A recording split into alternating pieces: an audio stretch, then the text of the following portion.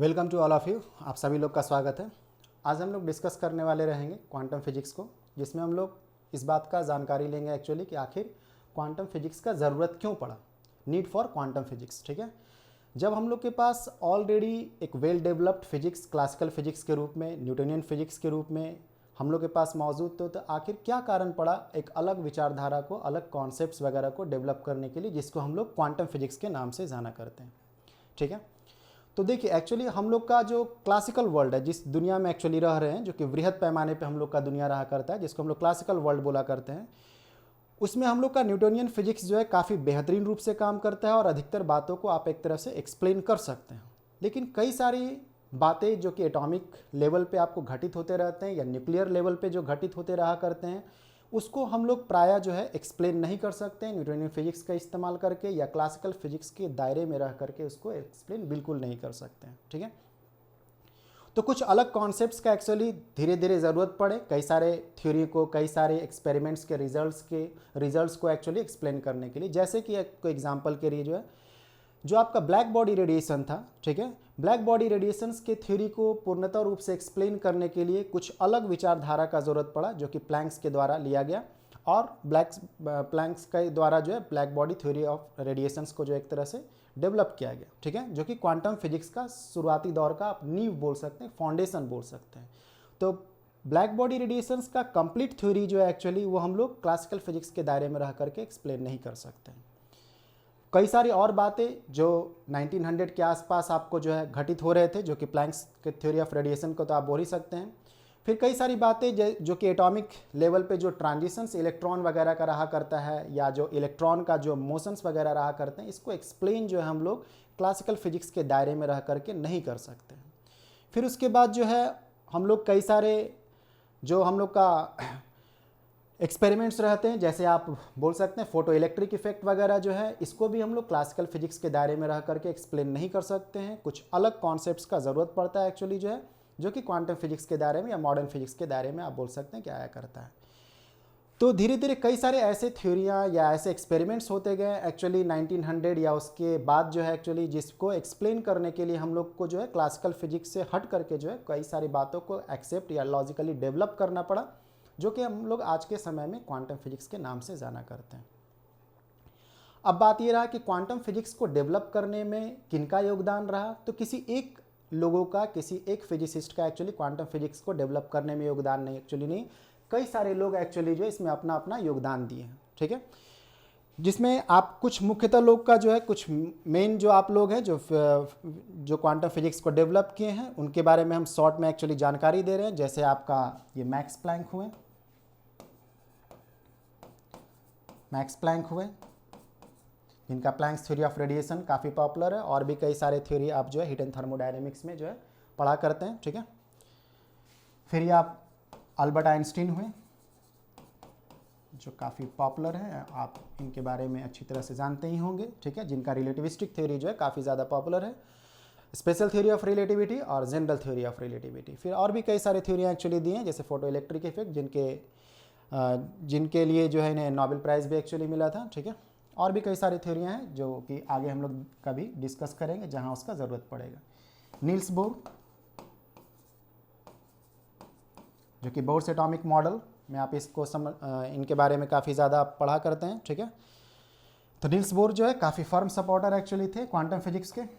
फिर ये आपके डी ब्रुगली हुए, जो कि मैटर वेव का सिद्धांत आपको देते हैं, मतलब मैटर वेव का थ्योरी आपको देते हैं। ठीक है, जो कि dual nature of matter and radiation में आप इसके बारे में स्टडी करते ही हैं। ये मैक्स बॉर्न हुए आप, जो कि क्वांटम फिजिक्स में कई सारे इंटरप्रिटेशन, कई सारे कॉन्सेप्ट्स एक्चुअली इंट्रोड्यूस किए हैं।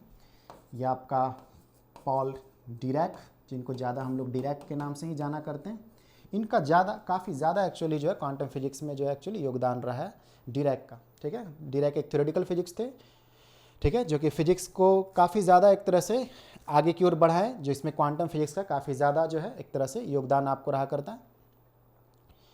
थ्योरेटिकल फिजिक्स बोलने का मतलब ऐसा नहीं समझते हैं कि हम लोग जैसे आर्ट्स में हम लोग या सेंटेंस वाइज जो थ्योरी रहा करता है उसको हम लोग थ्योरेटिकल रूप से बोलते हैं। फिजिक्स में हम लोग थ्योरेटिकल फिजिक्स बोलने का मतलब होता है जिसमें हम लोग मैथमेटिक्स का काफ़ी ज़्यादा सहारा लेते हैं। एक्चुअली मैथमेटिक्स के सहारे हम लोग जो है कई सारे कॉन्सेप्ट्स को जो है डेवलप करते हैं, एक्सप्रेशंस के सहारे हम लोग जो है बातों को लॉजिकली रूप से रखते हैं जो कि एक्सपेरिमेंटल रूप से मैच करना चाहिए। हम लोग फिजिक्स में मैथमेटिक्स को इस्तेमाल करा करते हैं। यदि मैथमेटिक्स जो है एक्सपेरिमेंटल या एक्सपेरिमेंट के रिजल्ट के साथ मैच करते हैं तभी हम लोग स्वीकार करते हैं, वरना कोई भी मैथमेटिक्स हो उसको हम लोग स्वीकार एक्चुअली नहीं करा करते हैं। तो कहने का मतलब है कि जो आपका मैथमेटिकली रूप से या जो आप डेरिवेशंस के द्वारा, एक्सप्रेशंस के सहारे, जो ग्राफ के सहारे वगैरह जो आप एक्सप्लेन करते हैं फिजिक्स को, उसको हम लोग थ्योरेटिकल फिजिक्स के अंतर्गत में समझते हैं। बाकी एक्सपेरिमेंट के सहारे तो आप जानते हैं एक्सपेरिमेंटल फिजिक्स के रूप में। ये आपके हाइजेनबर्ग हुए, जो कि हाइजेनबर्ग अनसर्टेनिटी प्रिंसिपल आपका रहता है। इनके बारे में आप शुरुआती दौर में सुने होंगे, हाइजेनबर्ग अनसर्टेनिटी प्रिंसिपल, पॉली, जो कि poly exclusion principle, sorry poly exclusion principle के बारे में अभी लिखने का ज़रूरत नहीं था हम लोग को, ठीक है।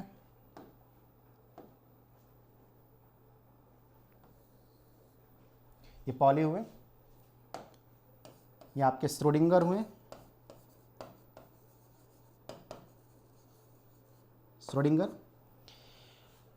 इनका जो इक्वेशंस एक्चुअली रहा करता है क्वांटम फिजिक्स में उसी तरह का रोल प्ले करा करता है जिस तरह से न्यूटोनियन फिजिक्स में न्यूटन्स का लॉ जो आपका रोल प्ले करा करता है। जैसे क्लासिकल फिजिक्स में, न्यूटोनियन मैकेनिक्स में न्यूटन्स के ही इक्वेशंस के इर्द गिर्द जो है सभी कॉन्सेप्ट्स एक्चुअली घूमते रहते हैं। उसी तरह क्वांटम फिजिक्स में जो श्रोडिंगर इक्वेशंस के तहत जो है आप बोल सकते हैं, या श्रोडिंगर इक्वेशन के इर्द गिर्द जो है अधिकतर कॉन्सेप्ट जो है वो घुमा करते हैं। या हम लोग जो भी एक्सप्लेनेशन करेंगे शुरुआती दौर में हम लोग श्रोडिंगर इक्वेशंस के सहारे ही हम लोग क्वांटम फिजिक्स में करा करेंगे, ठीक है, जिनके बारे में हम लोग काफ़ी डिटेल में स्टडी करेंगे। तो इनका काफ़ी ज़्यादा योगदान रहा। फिर फेमेन, जिनका काफ़ी पॉपुलर एक्चुअली बुक भी आया करता है फेमेंस का जो है, ठीक है। ये क्वांटम फिजिक्स को जो है एक तरह से इलेक्ट्रोडायनेमिक्स वगैरह में अप्लाई करके जो है कई तरह का डेवलपमेंट को आगे बढ़ाएं, जो कि क्वांटम इलेक्ट्रोडायनेमिक्स के नाम से भी आपको जाना करते हैं हम लोग। तो ये कई लोगों का एक्चुअली योगदान रहा, ठीक है, क्वांटम फिजिक्स को डेवलप करने में। ऐसा नहीं कि सिर्फ इन्हीं लोग का योगदान है, इन लोग का मुख्य आप बोल सकते हैं एक तरह से योगदान आपको रहा करते हैं। बाकी और भी कई सारे लोगों का योगदान जो है एक्चुअली क्वांटम फिजिक्स में, और अभी भी योगदान जो है वो चलता रहा है। मतलब क्वांटम फिजिक्स अभी भी एक तरह से अंडर डेवलपमेंट आप बोल सकते हैं कि आपको रहा करते हैं। कई सारे जो आपका फेनोमेनन है जो न्यूक्लियर लेवल वगैरह पर रहते हैं, अभी भी हम लोग उसको पूरी तरह से समझ नहीं पाए हैं। तो हम लोग एक तरह से आप बोल सकते हैं क्वांटम फिजिक्स अभी भी जो एक तरह से डेवलपमेंट के ही दौर से आपको गुजरता रहता है, ठीक है। तो आप भी कभी जो है उसमें योगदान दे सकते हैं, ठीक है। तो हम लोग आगे बढ़ेंगे एक्चुअली जो है, तो ऐसे जानकारी दे रहे हैं कि जो क्वांटम फिजिक्स का जो फाउंडेशन आप बोल सकते हैं, जो शुरुआती दौर में जो आपका एक तरह से बोल सकते हैं जो न्यू आपको रहा करते हैं, प्लैंक्स के द्वारा जो है ब्लैक बॉडी रेडिएशन का थ्योरी को डेवलप करते समय दिया गया, ठीक है। तो हम लोग थोड़ा सा आगे बढ़ते हैं। जो आपका ब्लैक बॉडी रेडिएशन रहा करता है, जिसके बारे में आप शुरुआती दौर में पढ़े ही होंगे, ल्यूमर और प्रिंगसिम के द्वारा जो ब्लैक बॉडी पे जो आपका एक्सपेरिमेंट किए गए उसके ग्राफिकल कंक्लूजन्स कुछ इस तरह आपको थे, ठीक है। जो एनर्जी का distribution actually black body radiation का था उसका ग्राफिकली रूप से जो रिप्रेजेंट हम लोग इस तरह से कर सकते हैं, ठीक है। एनर्जी डेंसिटी जो एक्चुअली बढ़ता हुआ रहता है, जैसे जैसे वेवलेंथ आपका बढ़ रहा है, फिर एक मैक्सिमम वैल्यू को एक्चुअली अचीव करता है फॉर ए गिवन टेम्परेचर। उसके बाद यदि वेवलेंथ बढ़ते हैं एक्चुअली तो एनर्जी डेंसिटी आपको घटता हुआ रहता है। तो कुछ इस तरह का जो है ग्राफिकल कंक्लूजन्स आपको जो है रहा करते हैं, जो कि आपका ल्यूमर प्रिंगसिम के द्वारा जो दिया गया। अब इस बात को एक्सप्लेन करने के लिए थ्योरेटिकली रूप से, मतलब बाय फार्मूला के रूप से, एक्सप्रेशंस के रूप से जो है इसको एक्सप्लेन करने के लिए जो है विन्स के द्वारा कुछ अटेम्प्ट्स किए गए, जो कि विन्स का जो आपको थ्योरी रहा करता है वो आपका शॉर्टर वेवलेंथ में आपको काम करा करता है, ठीक है। जो शॉर्टर वेवलेंथ आपका रहा, ठीक है, जो आपका ये वाला जो रीजन एक्चुअली रहा, जो शॉर्टर वेवलेंथ वाला जो रीजन रहा, यहाँ पे आपका विन्स का जो थ्योरी है वो आपको वर्कआउट करते हैं। लॉन्गर वेवलेंथ में एक्चुअली वो वर्कआउट नहीं करते हैं, मतलब इस ग्राफ से वो डेविएट करने लगते हैं। फिर रैले जीन्स का थ्योरी एक्चुअली रहे, तो रैले जीन्स का जो थ्योरी है एक्चुअली वो लॉन्गर वेवलेंथ में तो काम अच्छी तरह से करते हैं, लेकिन वो शॉर्टर वेवलेंथ में एक्चुअली वर्कआउट नहीं करते हैं। तो कोई ना कोई ऐसा थ्योरी रहना चाहिए जो पूरी तरह से इस ग्राफ को एक्चुअली एक्सप्लेन कर पाए, ठीक है।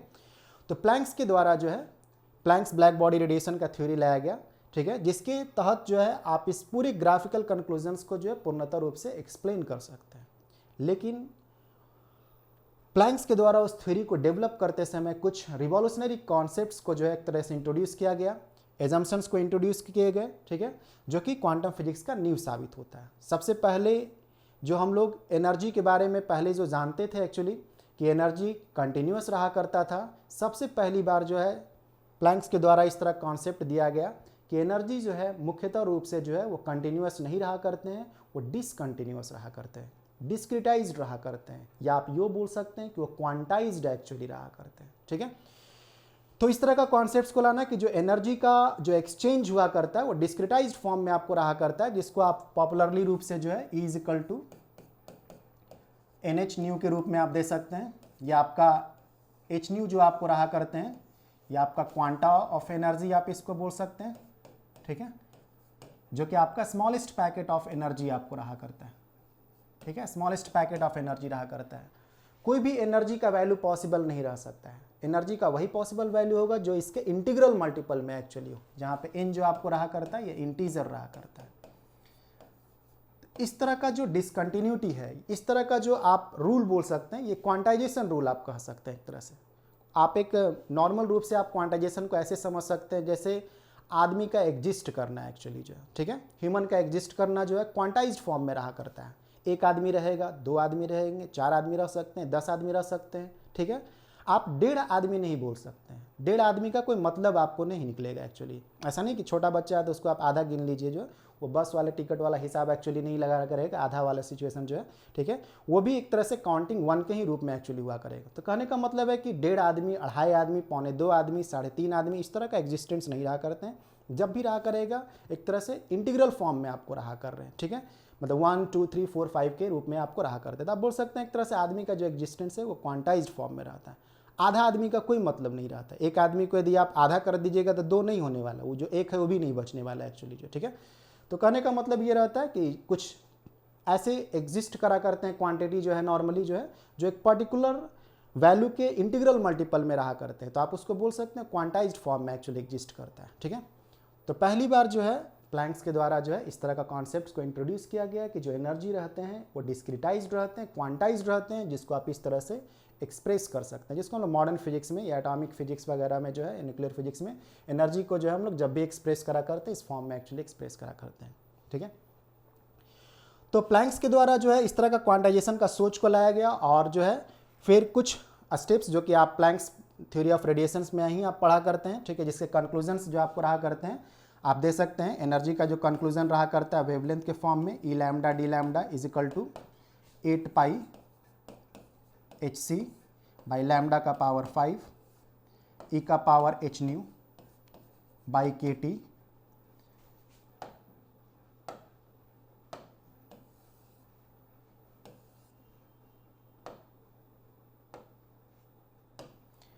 h nu by KT -1 D lambda. ये वेवलेंथ के फॉर्म में आपको रहा करता है।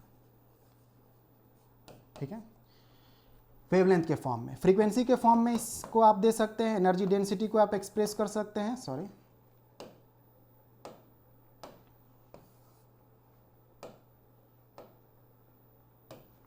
फ्रीक्वेंसी के फॉर्म में आप उसको एक्सप्रेस कर सकते हैं 8 पाई h new cube by C cube E का power h nu by KT -1 D new. ये आपका फ्रीक्वेंसी के फॉर्म में रहा, फ्रीक्वेंसी के फॉर्म में। ठीक है, तो ये जो आपका एनर्जी का जो एक्सप्रेशन है एक्चुअली इस ग्राफ को पूर्णतः रूप से आपको एक्सप्लेन कर सकता है। ठीक है, ये विन्स के भी थ्योरी के साथ एग्री करते हैं और रायले जीन्स के थ्योरी के साथ भी एग्री करते हैं। मतलब इस ग्राफ को पूर्णतः रूप से ये एक्सप्रेशन जो है एक्सप्लेन करने में आपको सक्षम रहते हैं। तो इस तरह से जो है आप बोल सकते हैं कि प्लैंक्स के द्वारा जो है क्वांटाइजेशंस के थ्योरी का जो है नींव रखा गया। ठीक है, जो कि प्लैंक्स थ्योरी ऑफ रेडिएशन आप बोल सकते हैं कि रिमार्केबल थ्योरी रहता है, जहाँ से क्वांटम फिजिक्स एक तरह से आप बोल सकते हैं कि हम लोग एक्सेप्ट करना स्टार्ट करते हैं। ठीक है, अब हम लोग आगे बढ़ते हैं, चाहेगा तो आप इसको नोट कर सकते हैं।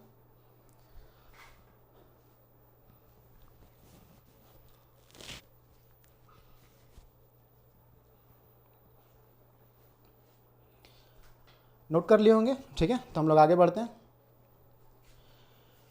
फिर आप जैसे फोटो इलेक्ट्रिक इफेक्ट हुए, तो फोटो इलेक्ट्रिक इफेक्ट को हम लोग जो है क्लासिकल फिजिक्स के दायरे में रह करके हम लोग एक्सप्लेन नहीं कर सकते हैं। ठीक है, हम लोग लाइट को ऐसा समझते हैं कि लाइट जो है वेव के रूप में एक्चुअली रहा करता है। ठीक है, लेकिन जो फोटो इलेक्ट्रिक इफेक्ट रहा करता है जिसमें लाइट एक्चुअली जो है जब फॉल करा करता है फोटो सेंसिटिव मटेरियल पे या मेटेलिक प्लेट पे, तो इलेक्ट्रॉन एक्चुअली इमिट हुआ करता है। ठीक है, तो इस बात को आप जो है पूर्णतः रूप से एक्सप्लेन करने के लिए लाइट का वेव नेचर को ही सिर्फ लेकर के चलेंगे तो वो एक्सप्लेन नहीं हो सकता, मतलब क्लासिकल फिजिक्स के दायरे में रह करके एक्सप्लेन नहीं कर सकते हैं।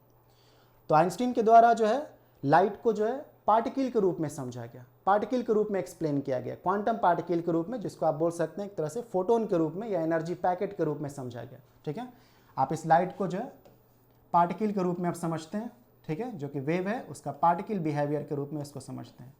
और यही पार्टिकल जब आपको कोलाइड करता है, ठीक है, इलेक्ट्रॉन के साथ जब आपको कोलाइड करा करता है तो मोमेंटम ट्रांसफर करता है। ये मोमेंटम आप जो है p = h/λ से आप उसको दे सकते हैं।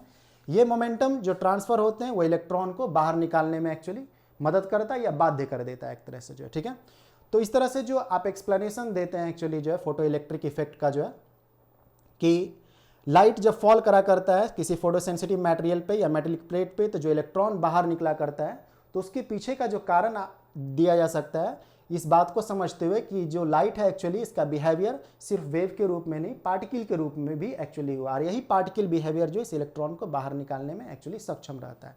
जो कि आइंस्टीन जो है नॉर्मली इक्वेशंस को मतलब जो है कई रूप में समराइज आपको करते हैं, जैसे कि आपका ये काइनेटिक एनर्जी जो इलेक्ट्रॉन का आपको रहा, ठीक है, जो इलेक्ट्रॉन का आपको काइनेटिक एनर्जी जो आपको रहा करते हैं जब लाइट फॉल करा करता है तो जो काइनेटिक एनर्जी जो मैक्सिमम अचीव हो सकते हैं एक्चुअली इलेक्ट्रॉन का उसको आप दे सकते हैं h-5। तो इस सब के बारे में आप जो है फोटो इलेक्ट्रिक इफेक्ट में पढ़े ही होंगे या हम लोग किसी अलग टॉपिक में हम लोग फोटो इलेक्ट्रिक इफेक्ट के समय जो है उसको डिस्कस करेंगे एक्चुअली जो, ठीक है। तो कहने का मतलब ये हुआ कि फोटो इलेक्ट्रिक इफेक्ट को समझाने के लिए आप क्लासिकल सोच को ही सिर्फ लेकर के चलते हैं तो पूर्णतः रूप से वो एक्सप्लेन नहीं हो सकते हैं। हम लोग को जो है एक अलग कॉन्सेप्ट्स का ज़रूरत पड़ता है एक्चुअली, ठीक है, जो कि हम लोग को बोल सकते हैं क्वांटम दायरे में एक्चुअली आया करता है। ठीक है, नेक्स्ट हम लोग आगे बढ़ते हैं। फिर कई सारे और भी थ्योरियां जैसे आप डी ब्रुगली के द्वारा जो कॉन्सेप्ट्स को लाए गए, जिसमें आप जैसे हम लोग लाइट को हम लोग समझते थे उसके पास पार्टिकल बिहेवियर है, डी ब्रुगली के द्वारा इस तरह का बातों को सिद्ध किया गया या जानकारी दिया गया कि जो पार्टिकल रहा करते हैं उसके पास वेव नेचर भी हुआ करते हैं, मतलब पार्टिकल के पास वेव बिहेवियर भी हुआ करता है, जिसको हम लोग मैटर वेव या आप उसको प्रोबेबिलिस्टिक वेव बोल सकते हैं, जो कि बिल्कुल डिफरेंट टाइप्स का आपको वेव रहा करता है, वो क्वांटम वेव एक्चुअली रहा करते हैं, आप उस तरह समझ सकते हैं। ठीक है, जिसके तहत आप इलेक्ट्रॉन का वेव नेचर वगैरह के बारे में आप स्टडी कर सकते हैं। तो कहने का मतलब पार्टिकल का वेव बिहेवियर होना, इस बात को जो डी ब्रुगली के द्वारा जानकारी दिया गया, ये सब क्लासिकल फिजिक्स में के दायरे में एक्चुअली नहीं आया करते, क्योंकि क्लासिकल फिजिक्स में हम लोग वेव को एक डिस्टिंक्ट रूप में समझा करते हैं, उसके से रिलेटेड अलग थ्योरियाँ हुआ करते हैं। फिर आपका जो है पार्टिकल से रिलेटेड हम लोग जो है अलग थ्योरी रखा करते हैं, जो कि अलग डिस्टिंक्ट रूप में उसको हम लोग स्टडी करते हैं।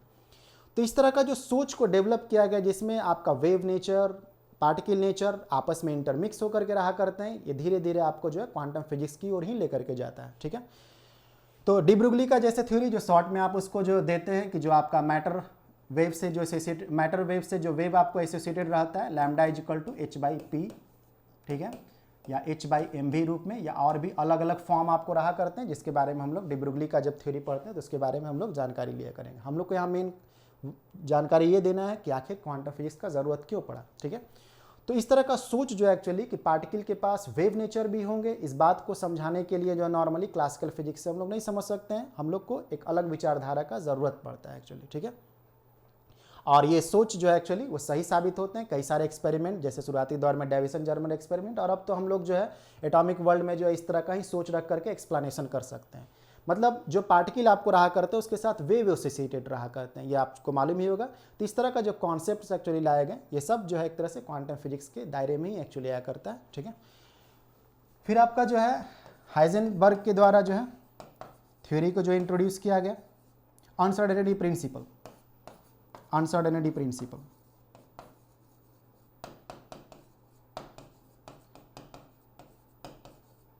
अनसर्टेनिटी प्रिंसिपल जो कि आप उसको जानते हैं कि किसी भी आप क्वांटम पार्टिकल्स का पोजीशन का और मोमेंटम का साइमल्टेनियस जानकारी आप विथ ग्रेट एक्यूरेसी आप नहीं दे सकते, उसके साथ कुछ ना कुछ एरर आपको हमेशा इन्वॉल्व रहेंगे। ठीक है, आप उसका एक्सप्रेशन जो है देते हैं delta x delta P, x direction momentum is always greater than और इक्वल टू h/4π।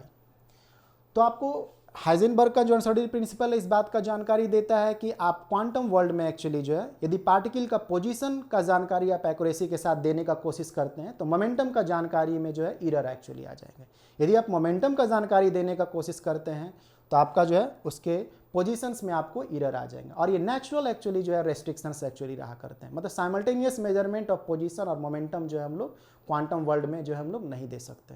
इस तरह का सोच हम लोग क्लासिकल फिजिक्स में नहीं रखते। क्लासिकल फिजिक्स में हम लोग एग्जैक्ट रूप से जो है पोजीशंस के बारे में, मोमेंटम के बारे में हम लोग जानकारी देते हैं और वो सही आपको निकला करते हैं, ठीक है। लेकिन क्वांटम वर्ल्ड में हम लोग इस तरह का सिचुएशंस को नहीं रख सकते हैं। एग्जैक्टली रूप से जो है पोजीशन और मोमेंटम का जानकारी साइमल्टेनियस रूप से विद ग्रेट एक्यूरेसी हम लोग जो है नहीं दे सकते हैं, ठीक है। तो इस तरह का जो सोच एक्चुअली है ये भी क्लासिकल फिजिक्स के दायरे में आपको नहीं रहा करते हैं। अनसर्टेनिटी प्रिंसिपल के और भी कई सारे फॉर्मेट आपको रहा करते हैं जो कि आपका एंगुलर मोमेंटम के रूप में, एंगुलर पोजीशंस के रूप में आपको रहा करते हैं, एनर्जी टाइम के रूप में रहा करते हैं। तो ये बात का जानकारी देना कि साइमल्टेनियस मेजरमेंट जो है फिजिकल क्वांटिटीज़ का जो है, कई सारे फिजिकल क्वांटिटीज़ का साइमल्टेनियस मेजरमेंट आप नहीं दे सकते एक्चुअली जो है। तो इस तरह का जो सोच एक्चुअली वो क्लासिकल फिजिक्स के दायरे में नहीं आता है, ठीक है। एक अलग फिजिक्स का ज़रूरत पड़ता है एक्चुअली जो ये करने के लिए, डेवलप करने के लिए। फिर जैसे नील्स बोर के द्वारा जो आपका सिचुएशंस या पॉलिस के द्वारा जो सिचुएशंस आपको कई सारे एटॉमिक फिजिक्स में आपको दिए जाते हैं, जो कि आपको एटॉमिक ट्रांजिशन, इलेक्ट्रॉन वगैरह के ट्रांजिशन में जो एनर्जी इन्वॉल्व होते हैं, ठीक है, वो सब का जानकारी हम लोग जो है एक्सप्लेनेशन जो है नॉर्मली जो हम लोग क्लासिकल फिजिक्स के दायरे में रह करके नहीं दे सकते। जैसे एक सिंपल सा एग्जाम्पल, जैसे आप इलेक्ट्रॉन के बारे में जानते हैं कि यदि इलेक्ट्रॉन रिवॉल्व करता रहता है तो इलेक्ट्रॉन एक चार्ज पार्टिकल है, वो इलेक्ट्रोमैग्नेटिक रेडिएशंस को आपको जो है इमिट करेगा ही करेगा, और वो धीरे धीरे एनर्जी को इमिट करके जो है उसको न्यूक्लियस में चले जाना चाहिए था। लेकिन प्रैक्टिकली तो ऐसा नहीं होता है। एटम जो रहते हैं वो क्वाइट स्टेबल रहा करते हैं, मतलब इलेक्ट्रॉन उस तरह का सिचुएशंस को नहीं आपको फॉलो करा करता है, ठीक है। तो एनर्जी का जो क्वांटाइजेशन आपको रहा करता है, ठीक है, कि अपने आप जो है इलेक्ट्रॉन जो है एनर्जी इलेक्ट्रोमैग्नेटिक रेडिएशंस को जो है नॉर्मली जो है वो रिलीज नहीं करता हुआ रहेगा। तो कई सारे कॉन्सेप्ट्स जो एक्चुअली वो इलेक्ट्रॉन से संबंधित, एटम से संबंधित जो आपको दिए गए नील्स बोर के द्वारा, तो क्लासिकल फिजिक्स के दायरे में एक्चुअली नहीं रहा करता है, वो क्वांटम फिजिक्स के दायरे में रहा करता है, जिसके तहत आप एक्सप्लेन कर सकते हैं कि क्यों जो है इलेक्ट्रॉन जो है नॉर्मली वो न्यूक्लियस में जा करके डेथ नहीं करा करता है, मतलब वहाँ खत्म नहीं हो जाता है अपने रेडिएशंस को मतलब बाहर निकालते हुए इलेक्ट्रोमैग्नेटिक रेडिएशंस को जो है। फिर उसके जो ट्रांजिशंस आपको रहा करते हैं इलेक्ट्रॉन्स वगैरह का जो है, वो क्लासिकल फिजिक्स के दायरे में रह करके आप उसको नहीं एक्सप्लेन कर सकते हैं जब एक ऑर्बिट से दूसरे ऑर्बिट जाता है। तो कई सारी बातें को आप जानते होंगे जो कि नील्स बोर के द्वारा जो है बोर्स एटॉमिक मॉडल में आपको दिए गए, ठीक है। तो कहने का मतलब है कि कई सारे एक्सपेरिमेंट्स, कई सारे कंक्लूजन्स, कई सारे बातें जो एक्चुअली थे जो क्लासिकल फिजिक्स के दायरे से हम लोग नहीं समझा सकते थे, और इसलिए जो क्वांटम फिजिक्स का ज़रूरत एक्चुअली पड़ता है, ठीक है। तो इतना बेसिक रूप से जानकारी काफ़ी आपको रहता है कि आखिर क्वांटम फिजिक्स का ज़रूरत जो है क्यों पड़ा करता है, ठीक है। तो हम लोग आज यहीं रहने दे रहे हैं, ठीक है। नेक्स्ट में हम लोग जो है नेक्स्ट टॉपिक के साथ मिलेंगे। Thank you.